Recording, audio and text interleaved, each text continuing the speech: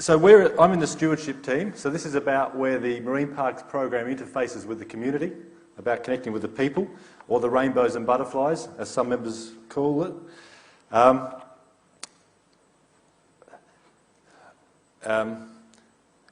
This normally comes up with a play arrow.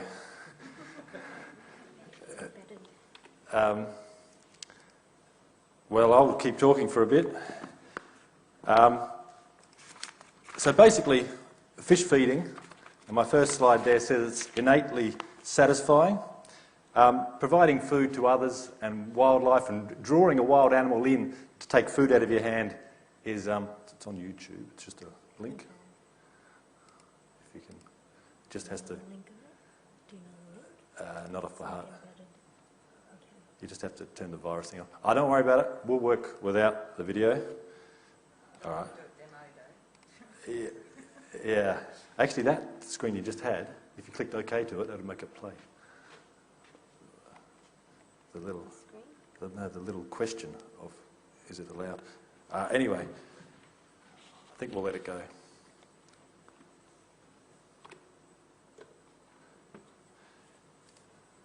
That one. That's it. Oh yeah, had to check the other box. Now look, it's okay.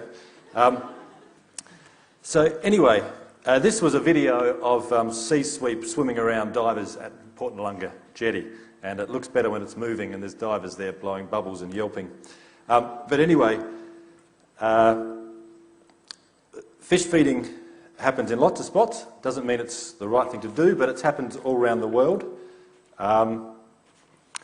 Honolulu even has healthier alternatives to bread on its wharf, so you can put some proper aquaculture pellets in and watch the fish swarm. Darwin feeds milkfish.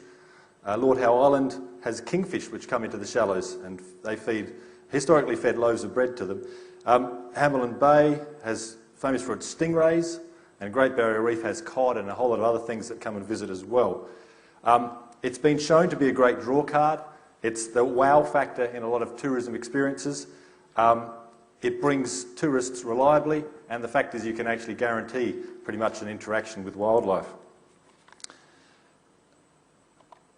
Coming back to South Australia, we have the aquatic reserve around Port Noarlunga was overlaid with a sanctuary zone and modified in 2014, and because of that, the end of the jetty is in a sanctuary zone, and so when that occurred, fish feeding became illegal in that area, or a prohibited activity. I don't know if you can just make out there, you probably can. The tip of the jetty goes into the green zone, which is the sanctuary zone.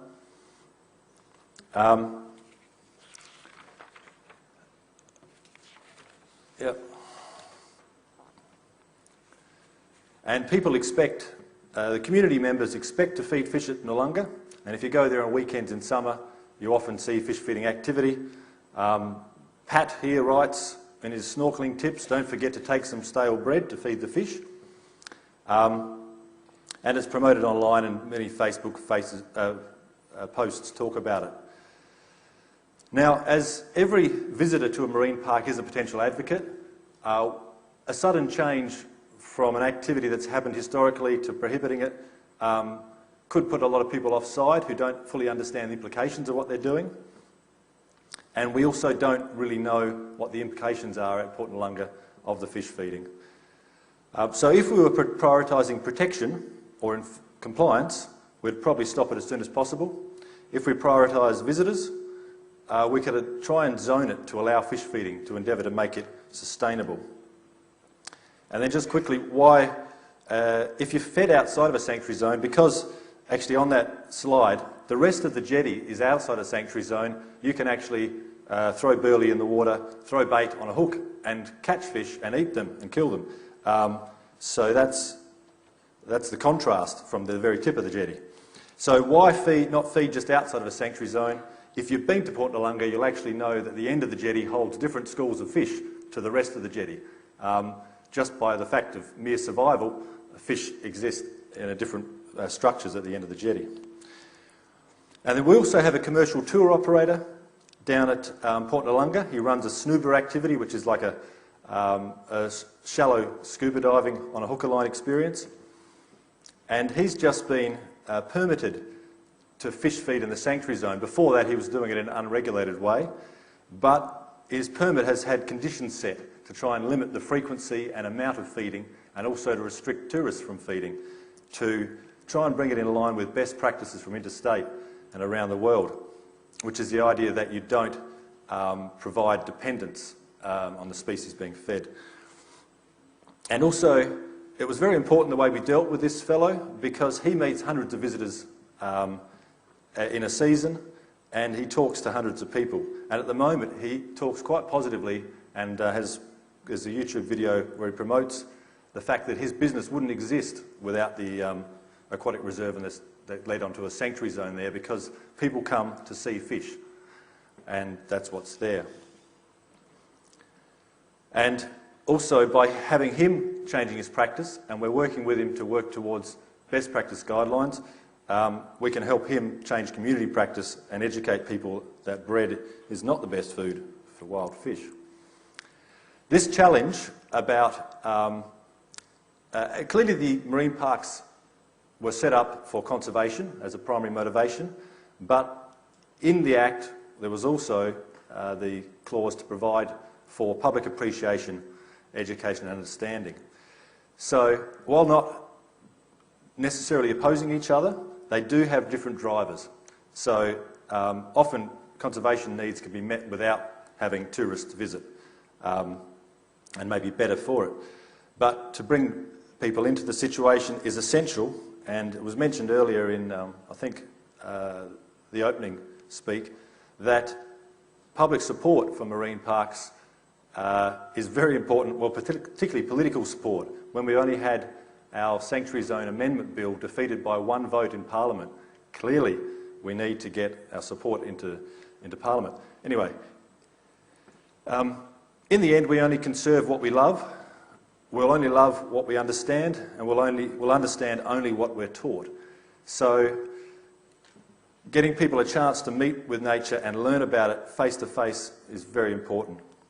And we've just got the results back from a DEWNR phone poll which asked the question, who supports marine parks, and it came out back at the highest level. This is in South Australia, 90% public support. And so that, again, resonates. There's a mismatch if in Parliament there's only one vote that's passing, keeping our 12 best sanctuary zones. So clearly there's special single interest groups getting in the ears of politicians to somehow skew that. And so it's very clear that we can't just plan marine parks for environmental protection and environmental monitoring. We have to bring the public and economies of tourism and ecotourism businesses along with us. They have to be wrapped up together. And we don't want to bring them along at the detriment of the aim of the program.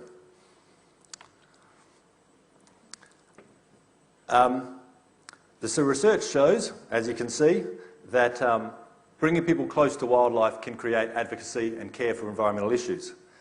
But I'd perhaps say it only works half the time with world leaders.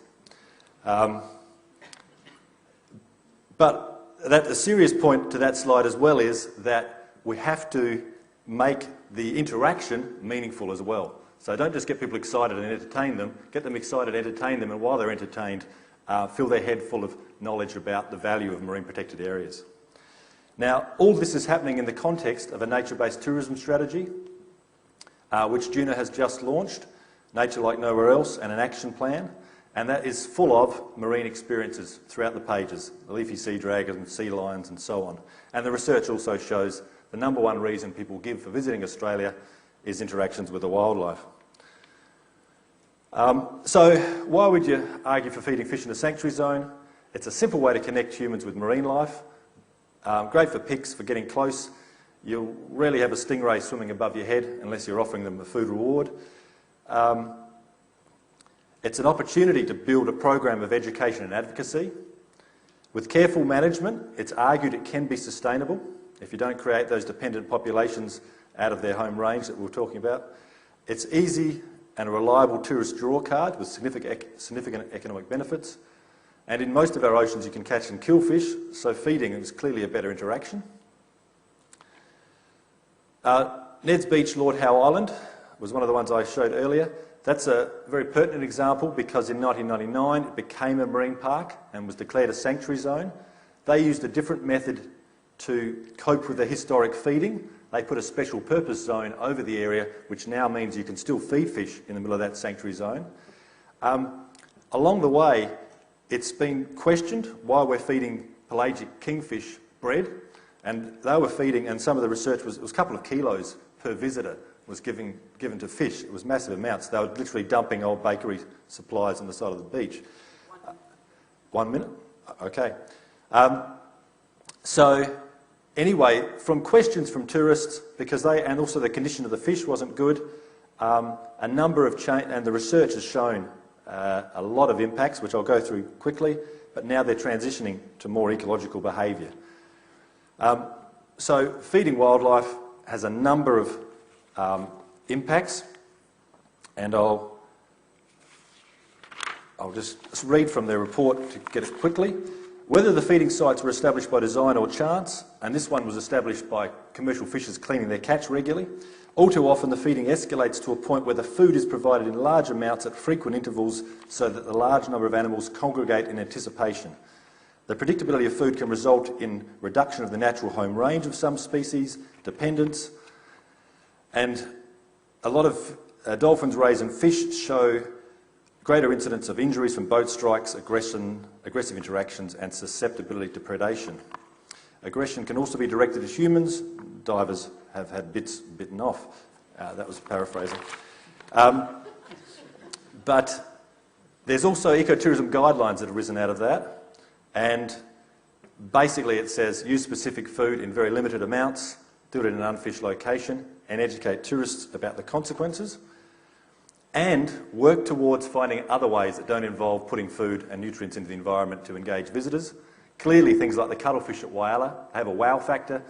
You don't have to interrupt the animal and feed them, they're busy procreating. And there's other non-intrusive ways, diving, glass-bottom boats. And the one I'd really like to highlight is citizen science projects. There's been some evidence that shows that's a great way. If you get people counting their marine life, studying it, observing it, learning their life history, you'll really hook them into the marine environment. I might skip over that one for my 1 minute. And my conclusions are, yes, fish feeding has a wow factor to many. Ad hoc feeding is very different to a controlled program. So I just want to emphasise that. Dumping tons of bread or fish offal or tourist scraps is very different to very limited feeding just to attract a certain species in. History of sanctuary zone sites is significant for the community. You don't want to suddenly deny access to a site, and you want to carefully manage that transition to something more sustainable. Everything we do must bring visitors with us, educate and explain to maintain our marine park supporters. And there are many ways to engage visitors and create advocates. We must explore all of them if we want a robust marine park system. And the DEWNR policy for fish feeding is still being written and hotly debated. That's it. Thank you. Thanks, Dave. Has anyone got any questions for Dave? Bronwyn, okay. So I realise you're focusing around fish feeding, but lately there's also been talk in the media around dolphin feeding and setting up ecotourism type things in Whyalla. I'm assuming a lot of what you talk about here is equally applicable across marine mammals. I guess so, yes. I'm aware of the suggestion of Whyalla Council to feed the dolphins, and apparently, well, the dolphin feeding's been happening for a long time in the Whyalla marina. Yep, it'd be the same thing. They've got a habitualised, I think, population there. I haven't read the research on that.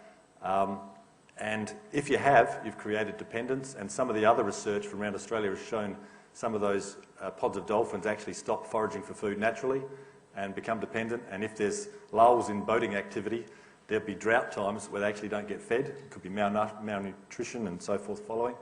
So something you'd have to manage really carefully. And if you're to put a case towards like that, you'd have to include some monitoring and evaluation package with it. That's not in a sanctuary zone, so it's a slightly less sensitive area, but yeah, you're right. Same stuff applies. Thanks, very diplomatic answer. All right, so that will conclude our Marine Park session for today. But just before I do end it, there is a number of people here that have been collaborating and partnering and supporting the Marine Parks program, from I can see EPA members, DIP team members, universities and research students, so, and Pearce and Saadi. So I'd just like to thank all those people as well for helping us make a successful program. Thank you for joining us.